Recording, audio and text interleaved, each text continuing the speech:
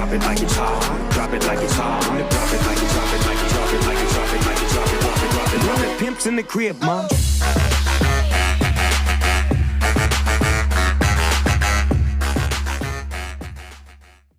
हाँ तो दोस्तों, स्वागत है आपका। जैसा मैंने आपसे वादा किया था कि मैं आप लोगों के लिए 11th की थ्योरी लेके आऊँगा। इस थ्योरी में मैं मैक्स टू मैक्स सारे चैप्टर ना कवर कर दूंगा और अपने नोट से भी आपको रूबरू करा दूंगा। ठीक है दोस्तों, तो बिना किसी टाइम को वेस्ट करते हुए अपन लोग शुरू करते हैं आज की आपकी theory class. Theory class start करने से पहले एक चीज़ का ध्यान रखें। पहली चीज़, अगर इस थ्योरी का आप जो नोट्स हैं वो प्रिंट निकाल लें तो ज़्यादा बेटर होगा। नहीं है तो इस थ्योरी को पढ़ें, इसके ना वर्ड्स को अच्छे से ना देखें, इसकी ना वोकैबुलरी आप ना अच्छे से ना डेवलप करें। उसके बाद अपनी जो बुक है या जो आपके स्कूल वालों ने थ्योरी बताई है उसको दोनों को मिक्स करके करें। ठीक है दोस्तों, तो चलिए फिर शुरू करते हैं आज की पहली ना थ्योरी क्लास। जैसे कि आप अभी स्क्रीन के ऊपर देख पा रहे होंगे, एकदम एक सुंदर सी फोटो है जो कि आपके ना नोट्स की फोटो है। ऐसे ही आपको पूरे प्रिंटेड नोट्स मिलने वाले हैं। ओहो व्हाट अ सेक्सी सर। चलिए दोस्तों आगे बढ़ते हैं। एक छोटा सा मैसेज है आप लोगों के लिए, पढ़िएगा जब आपके पास नोट्स आएंगे। जय हनुमान। तो चलिए दोस्तों शुरू करते हैं आज अपन लोग अपनी क्लास को। सबसे पहले क्या है थियोरेटिकल फ्रेमवर्क हमारा। चलिए शुरू करते हैं। बहुत मजा आएगा आपको ना पढ़ के, बहुत सारे इंटरेस्टिंग फैक्ट्स भी आपको बताऊंगा मैं। ठीक है, तो इसका जो इंट्रोडक्शन है ना बहुत ही ना सिंपल सा है, ज़्यादा मैं इसमें आपका दिमाग खराब नहीं करूंगा, बस आपको समझने वाला है। ये लुइस पाकिलियो, ये एक नाम है जो आपको बहुत ध्यान से याद रखना है, जो कि कहाँ से हैं, वेनिस इटली से। इन्होंने ही हमारा डबल एंट्रीज ना सिस्टम को स्टार्ट किया था। ठीक है दोस्तों, यही है हमारा। बाकी आप इसको आराम से पढ़िएगा, एक बार स्टोरी सी है, पढ़ लीजिएगा, एग्जाम में कभी नहीं आती है, बस आपको एक इंट्रो देने के लिए है। चलिए नेक्स्ट, अब बोलते हैं meaning of accounting. Accounting can be defined as process of identifying, measuring, recording and communicating required information relating to the economic event of an organization to interested user word बहुत important है, of such information। ना दोस्तों देखो, बहुत ना बड़ी बड़ी बात यहाँ पर ना कर दिया गया है कि ये फलाना ढिंकाना, इकोनॉमी, रिकॉर्डिंग, ट्रांजैक्शन। सरल भाषा में अगर आपको बताया जाए तो accounting is an art of recording, summarising, classifying, interpreting business transaction, only business transaction to the end user. इस चीज को आपको याद रखना है ना। जैसे कि यहां पर ना लिखा हुआ है, ये देखिएगा क्या लिखा है, अकाउंटिंग, अरे इधर आ, accounting is an art of recording, classifying, summarising in a significant manner and in terms of money. ये मनी टर्म बहुत इंपॉर्टेंट है, यानी कि अकाउंट्स में जितनी भी ना चीजें हैं वो हमेशा मनी के टर्म में ही रिकॉर्ड होगी। अब ये मनी के टर्म में रिकॉर्ड होगी, इसका मतलब क्या होता है, बहुत ही सिंपल सा है। हर वो चीज ना जो हमारा रुपया में काउंट हो सके या किसी भी अदर ना वैल्यू में, ना डॉलर में या फिर ना गोल्ड वगैरह में। ठीक है, अब ना जैसे कि मैंने बोला माँ का आशीर्वाद,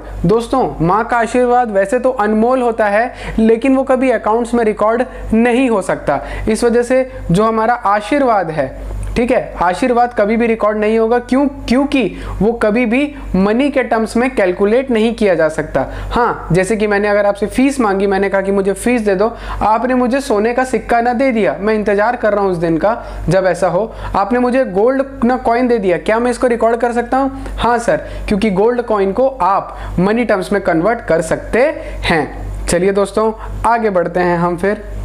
बहुत ही सरल चीज़ें हैं। अब हमने देखते हैं ऑब्जेक्टिव के बारे में। चलिए ऑब्जेक्टिव क्या है इनके, अब ऑब्जेक्टिव है इनके इधर, हाँ पहला ऑब्जेक्टिव है systematic recording of business transaction, यानी जितने भी बिजनेस ट्रांजैक्शन है बहुत ही सिस्टम से रिकॉर्ड होते हैं ना। जैसे आपने पढ़ा होगा, आपने देखा होगा कि 1 तारीख का पहले ना 2 तारीख का पहले परचेज पूरा परचेज में, सेल्स पूरा सेल्स में, एसिड खरीद रहे हैं तो वो पूरी एसिड्स में जा रही है, कैश के ट्रांजेक्शन कैश में है, बैंक के ट्रांजेक्शन बैंक अकाउंट में। तो बड़ा ही सिस्टमेटिक ट्रांजेक्शन होता है इसमें। ठीक है, सारी की सारी जो भी रिकॉर्डिंग होती है बहुत ही सिस्टमेटिक वे में होती है। Second, ascertainment of profit and loss. ना दोस्त, अब जब आप ना बिजनेस कर रहे हैं तो सीधी सी बात है, आपको ये बात तो पता करनी होगी ना कि आपके बिजनेस को प्रॉफिट हो रहा या आपके बिजनेस को लॉस हो रहा। तो जो अकाउंटिंग होता है, if transaction are systematically recorded, बहुत अच्छे से रिकॉर्ड किए गए हैं अगर, यानी कि बिना किसी एरर के अगर रिकॉर्ड किए गए हैं, one can easily find profit and loss of a business. आपने प्रॉपर अपनी इनकम रिकॉर्ड करी है, प्रॉपर अपने एक्सपेंस रिकॉर्ड किए, आपको पता चल जाएगा चलेगा कि साल भर में तुमने कुछ कमाया है या मराया है। चलिए थर्ड पॉइंट आते हैं। थर्ड पॉइंट कहता है असेसमेंट ऑफ फाइनेंशियल पोजीशन। अब ये फाइनेंशियल पोजीशन क्या होता है ना दोस्तों, फाइनेंस को आप समझिएगा कि पैसा, फाइनेंस को आपने समझना पैसा। अब अपन इस पॉइंट को देखते हैं। Apart from knowing profit and loss of a business enterprise intended to know amount being owed to outsider and proprietor liability and what it owes, यानी कि उसके पास क्या है। For this purpose a statement of asset and liability is prepared at the end of accounting year। देखिए दोस्तों, business में सिर्फ और सिर्फ चीज़ों को सेल करना या परचेस करना नहीं होता। हम जब बिजनेस करते हैं तो हम कुछ एसेट्स भी बनाते हैं और हमारी कहीं ना कहीं कुछ लाइबिलिटी भी बनती है। और आपने लाइबिलिटी का मतलब मैंने आपको बताया है कि ना चिंता क्या होती है दोस्तों, चिंता होती है लाइबिलिटी का मतलब, ठीक है। तो प्रॉफिट एंड लॉस तो हमको पता ना चल गया, लेकिन अब उसके साथ में हमारे को अकाउंट्स एक और चीज बताता है कि भैया तुमने अब तक कितने की एसेट बना ली है और तुमको अभी भी मार्केट का कितना पैसा देना है। इसलिए हमारी फाइनेंशियल पोजीशन हमें पता चलती है कि भैया हम फाइनेंशियली बहुत स्ट्रांग हैं या हम फाइनेंशियली बहुत ज्यादा वीक हैं। Next, providing information to stakeholder. अब ये दोस्तों स्टेक होल्डर ना नया चीज आ गया। स्टेक होल्डर क्या होता है? हर वो व्यक्ति जिसको बिजनेस में इंटरेस्ट होता है। दोस्तों कभी भी जो हमारे शेयर होल्डर होते हैं, जो हमारे शेयर होल्डर होते हैं, अब ये शेयर होल्डर ना नया टर्म है आप लोगों के लिए। बेसिकली मान लो किसी भी कंपनी के मालिक, किसी भी कंपनी के मालिक, आदित्य सर से पूछिएगा बहुत डिटेल में बताएंगे आपको। किसी भी कंपनी के मालिक को हम बोलते हैं शेयर होल्डर, ठीक है। लेकिन शेयर होल्डर और स्टेक होल्डर अलग चीज होती है। Accounting is the language of a business and it communicate to stakeholder. Stakeholder को क्या करती, कम्युनिकेट करती है। जैसे कि यूजर, स्टेक होल्डर मतलब होता है यूजर। अब ना दोस्तों एक तो हो गया, आपने ना सीखा क्या, शेयर होल्डर। अब मैं आपको बताता हूँ स्टेक होल्डर, यानी हर वो व्यक्ति जिसको बिजनेस में इंटरेस्ट है। फॉर एग्जाम्पल, जिस बैंक ने तुमको लोन दिया है, तुम्हारा एम्प्लॉय, तुम्हारे क्रेडिटर, तुम्हारे ना क्रेडिटर एंड एक्सेट्रा। ये लोगों को क्या होता है, तुम्हारे बिजनेस में इंटरेस्ट होता है ना। बैंक वाले को ये देखना है कि भैया बिजनेस सही चल रहा है कि नहीं चल रहा है। एम्प्लॉय को देखना है भैया सेल वगैरह बराबर हो रही है कि नहीं हो रही है, मेरी जॉब यहाँ पे सेफ है कि नहीं है। और दूसरा आता है ना लास्ट आता है ना क्रेडिटर। क्रेडिटर का मतलब जो तुमको उधारी देगा, वो तुमको उधारी तभी देगा जब तुम्हारी बुकें वगैरह सही होंगी या तुम्हारी फाइनेंशियल पोजीशन अच्छी होगी। ओके सर, समझ आ गया। आगे बढ़ते हैं। अब आता है कैरेक्टरिस्टिक्स ऑफ अकाउंटिंग। चलो भैया, अब यहाँ से होगा सबसे ज्यादा बोर काम शुरू। पहला, ट्रांजैक्शन और event which are of economy और financial nature are only recorded. तू नहीं भी बोलता तो भी मैं करता। दोस्तों एक चीज को गांठ बांध लेना कि अकाउंट्स में वही चीज रिकॉर्ड होगी जो आपकी मनी टर्म्स में क्या हो सकती है, कैलकुलेट करी जा सकती है। कैसे करी जा सकती है, मनी टर्म्स में कन्वर्ट की जा सकती है। इकोनॉमी बोल लो या ये बोलो फाइनेंशियल नेचर, यानी कि जिसमें पैसा इन्वॉल्व हो सकता है, सिर्फ वही चीजें यहाँ पर रिकॉर्ड करी जा सकती हैं और कुछ भी नहीं, ठीक है। Only such event are recorded which are measured in terms of money. मतलब तेरे को लिखना था तो तूने क्या कर दिया, उसी चीज को आगे और बढ़ा दिया। हर वो चीज ना जिसको पैसे के टर्म्स में कन्वर्ट किया जा सके उसी को हम रिकॉर्ड कर सकते हैं। तीसरा पॉइंट बोलता है accounting is an art of classifying the data systematically after all the transaction are recorded properly all such data also classified under appropriate head. बिल्कुल सही बात बोला। अब आपने ना क्या किया, आपने आलू खरीदा, आपने आलू खरीद के उसको पहले क्या किया, परचेस किया। परचेस करने के बाद आपने कर दिया सेल कर दिया। अब आप ना दोनों को एक ही जगह में रिकॉर्ड कर दोगे तो खिचड़ी बन गई। तो आपने क्या किया, परचेस का एक अलग अकाउंट बनाया और आपने क्या किया, सेल का एक अलग अकाउंट बनाया। तो आपने यहाँ पे एंट्री करते गए, आपको पता चल गया साल भर में इतने का माल खरीदा। आप यहाँ पे एंट्री करते गए, आपको पता चल गया साल भर में इतने का माल बिका। बात खत्म। किसने उधारी खरीदा, किसने क्या खरीदा, किसने नगद खरीदा, सारी की सारी एंट्री आपको बहुत ही तरीके से मिल गई। इसी को हम बोलते हैं एप्रोप्रिएट मैनर में क्लासिफाई करना। आगे, Accounting is a science because every business transaction is recorded in a systematic manner। मतलब जहां ना पहुंचे कवि वहां पहुंचे साइंस। भैया साइंस का मतलब क्या होता है, किसी भी चीज की किसी भी ना चीज़ की प्रॉपर स्टडी करना या उसको बहुत ही सिस्टमेटिकली फॉलो करना, इसे हम कहते हैं साइंस। साइंस में हर चीज़ के प्रॉपर स्टेप्स होते हैं। तो अकाउंट्स में भी क्या हो रहा है, अकाउंट्स भी एक प्रकार की साइंस है। साइंस कैसे, इसमें भी हर चीज़ ना अपना एक्सेप्ट करी जाती है, यूनिवर्सल लॉज होते हैं जिनको एक्सेप्ट किया जाता है, इस वजह से इसको साइंस माना जाता है। The purpose of accounting is not only recording transaction but also analyse and interpreting data for taking certain important future decision. दोस्तों ये थोड़ी सी ना बड़ी बात हो गई है, अब मैं आपको इसको ये बात को आराम से ना समझा देता हूँ एक बार। चलो देखो ना क्या होता है यहाँ पे, अक्सर यहाँ पे होता ये है कि इन्होंने बोला कि भैया जो अकाउंटिंग वो सिर्फ रिकॉर्डिंग तक नहीं है। मतलब अब मैंने क्या कर लिया, रिकॉर्ड किया, क्या रिकॉर्ड किया, परचेज, और मैंने रिकॉर्ड किया सेल। ठीक है, यहाँ पे मैंने परचेज रिकॉर्ड किया, यहाँ पे मैंने सेल रिकॉर्ड किया। दोस्तों मैं बोलता हूँ कि मैंने 10,000 का माल खरीद लिया, ठीक है, और मैंने यहाँ पर ना क्या चीज़ हो रहा है, यहाँ पर मैंने सिर्फ और सिर्फ 1,000 का माल बेचा अभी तक।